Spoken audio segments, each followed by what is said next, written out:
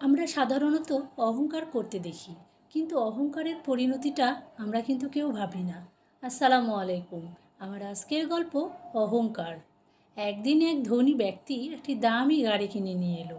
নতুন গাড়ি দেখে তার পরিবার ভীষণ খুশি হলো। কিন্তু এই আনন্দের মাঝেই সে একটি ভুল করলো। গাড়িটি প্রতিবেশীদের দেখিয়ে অহংকার করলো এবং তাদের কষ্ট দিল। এতে আল্লাহ অসন্তুষ্ট হলেন।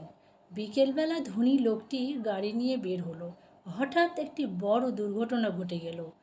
দ্রুত তাকে হাসপাতালে নিয়ে যাওয়া হলো, কিন্তু তার অবস্থা খুব খারাপ হয়ে গেল।